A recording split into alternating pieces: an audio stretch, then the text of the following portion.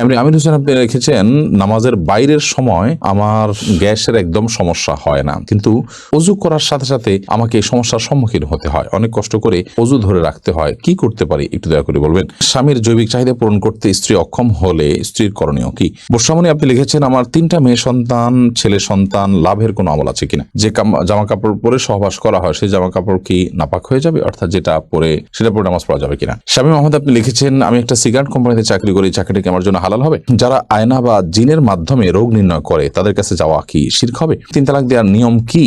পালক মেয়ের সাথে নিজের পেটের ছেলের বিয়ে দেওয়া যাবে কিনা? প্রথম স্বামীকে তালাক না দিয়ে দ্বিতীয়বার বিবাহ করলে তা জায়েজ হবে কি? দ্বিতীয় বিয়ে যদি জায়েজ না হয় তাহলে প্রথম স্বামী তার জন্য জায়েজ থাকবে কিনা দয়া করে জানাবেন। আমার এক বন্ধু সিগারেট খায়, সে বলে অজু করে সিগারেট খেলে অজু ভাঙে না, তার দাবি কি সঠিক? স্বামী মোহাম্মদ আপনি লিখেছেন, আমি একটা সিগারেট কোম্পানিতে চাকরি করি, চাকরিটা কি আমার জন্য হালাল হবে?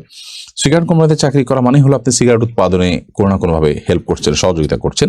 আর আল্লাহ তাআলা বলেছেন, ওয়ালা তাআওয়ানু আলাল ইসমি ওয়াল উদওয়ান, পাপের কাজে, সীমালঙ্ঘনের কাজে তোমরা একে অন্যের সহযোগিতা করো না। বিধায় আপনার জন্য এটি জায়েজ হবে না আপনি সিগারেট কোম্পানিতে চাকরি করবেন, কারণ এটি রীতিমতো সে একটা হারাম প্রোডাকশন তৈরি করছে, সেখানে সহযোগিতা করা শামিল। রাকিবুল ইসলাম আপনি লিখেছেন, যারা আয়না বা জিনের মাধ্যমে রোগ নির্ণয় করে তাদের কাছে যাওয়া কি শিরক হবে? খুব জটিল একটা জায়গা আসলে। জিনের আশ্রয় নেওয়াকে অনেক উলামায়ে কেরাম নাজায়েজ বলেছেন, এবং সেটাতে আয়না ইত্যাদি ব্যবহার করা, এগুলো করে করে দেখা, এটাকে অনেক উলামায়ে কেরাম নাজায়েজ বলেছেন। মূলত বিভিন্ন আলামত থেকে আপনার ব্ল্যাক ম্যাজিক বা জিনের উপদ্রব এটি চিহ্নিত করে এরপর কোরআন কারীমের আয়াত, দোয়া ইত্যাদির মাধ্যমে, আজকার ইত্যাদির মাধ্যমে শেফা বা আরোগ্য লাভের বা ট্রিটমেন্টের আপনি উদ্যোগ গ্রহণ করবেন, সেটি হলো মূলত শরিয়া সম্মত পদ্ধতি।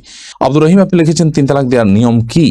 আপনি যদি আপনার স্ত্রীকে 3 তালাক দিতে হয় তাহলে যেই পবিত্রতায়, অর্থাৎ মাসিক হওয়ার পর যে নতুন পিরিয়ড, পবিত্রতার পিরিয়ড শুরু হয়েছে, সেই পিরিয়ডে তার সাথে শারীরিক কোনো সম্পর্ক করা ছাড়া আপনি একটা তালাক দিবেন। এরপর একটা মাস চলে যাবে, আপনি আবার তাকে একটা তালাক দিবেন। এভাবে 3 দফা 3টা তালাক দিবেন তাকে, অথবা একটা তালাক দিয়ে আপনি ছেড়ে দিবেন, এটি সবচেয়ে উত্তম।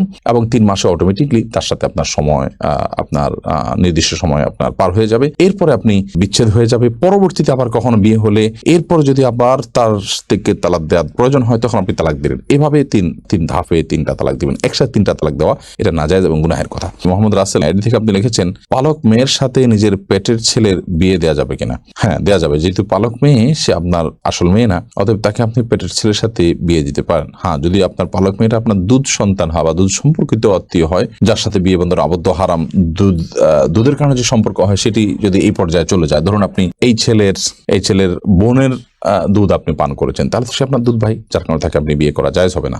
তো এরকম কিছু যদি না হয়, জাস্ট পালক মেয়ে, তাকে আপনি লালন পালন করেছেন, আপনার দুধ পান করেনি সে, তাহলে সেক্ষেত্রে, বা এই ছেলের সাথে আপনার যে ছেলে হয়েছে তার সাথে তার দুধের কোনো সম্পর্ক নেই সরাসরি, তাহলে সেক্ষেত্রে তার সাথে বিয়ে দিতে কোনো অসুবিধা নেই।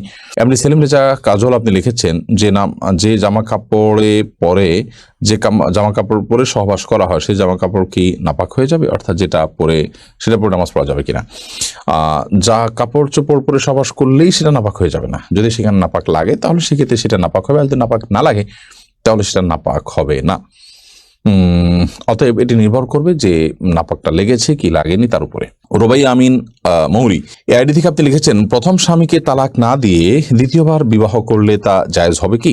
দ্বিতীয় বিয়ে যদি জায়েজ না হয় তাহলে প্রথম স্বামী তার জন্য জায়েজ থাকবে কিনা দয়া করে জানাবেন। প্রথম স্বামীর সাথে যদি বিচ্ছেদ না হয় তাহলে দ্বিতীয়বার যদি কোনো নারী বিয়েতে আবদ্ধ হন তাহলে সেটি জায়েজ হবে না, পরে বিয়েটা বাতিল হিসেবে গণ্য হবে, এটা বিয়েই না, যার কারণে সেটি আপনার কার্যকরী হবে না।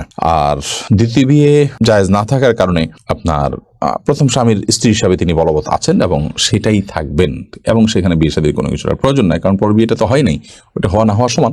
বিধায় প্রথম বিয়েটাই বলবৎ আছে এবং সেটার আলোকে তারা স্বামী স্ত্রী হিসাবে জিনাতিপাত করবেন এবং তারা একসাথে বসবাস করবেন। সারিয়া বাপ্পি আপনি আইডি থেকে লিখেছেন, আমার এক বন্ধু সিগারেট খায়, সে বলে অজু করে সিগারেট খেলে অজু ভাঙে না, তার দাবি কি সঠিক?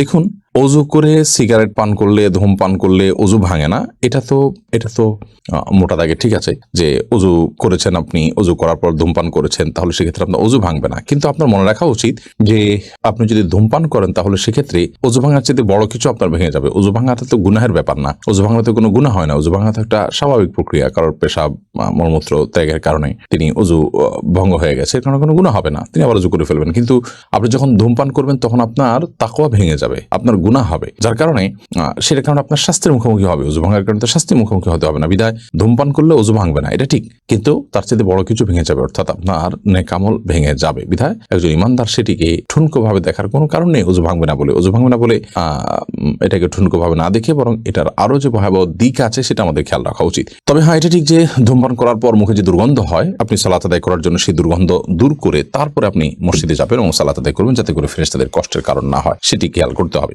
শান্তা আক্তার, আপনি লিখেছেন, আমার স্বামী অন্যায়ভাবে তার মায়ের কথায় আমাকে এক তালাক দেয়। এখন সে ভুল বুঝতে পেরে আবার ফিরতে চায়, কিন্তু তার মায়ের অন্যায় জেদ এখনো বিরাজমান, আমায় মানবে না। এখন করণীয় কি? মা যদি অন্যায়ভাবে তাকে তালাক দিতে বলে এবং মায়ের কথা প্ররোচিত তিনি এটি করে থাকেন, তাহলে একটা তালাক দিয়েছেন যেহেতু, তিনি আবারও তার সাথে ঘর করার সুযোগ আছে। যদি 3 মাস পার হয়ে থাকে তাহলে এখন আগদ পরিণতন বিয়ের মাধ্যমে আপনারা একসাথে থাকতে হবে। যদি 3 মাস না পার হয়ে থাকে তাহলে এখনই আপনারা শুধুমাত্র মৌখিক প্রত্যাহারের মাধ্যমে একে অন্যের সাথে থাকতে পারবেন। আপনার শাশুড়ি তিনি যদি অন্যায়ভাবে আপনার উপর অসন্তুষ্ট হন, ধরুন তার যৌতুকের ডিমান্ড আছে বা অন্য এমন ডিমান্ড আছে যেটি আসলে শরিয়া গ্রাহ্য নয়, তাহলে সেটি না পূরণ হওয়ার কারণে তিনি আপনার উপর অসন্তুষ্ট যদি হয়, তাহলে সেক্ষেত্রে আপনার স্বামী আপনার সাথে ঘর করতে পারেন এবং সংসার করতে পারেন, কোনো অসুবিধা নেই।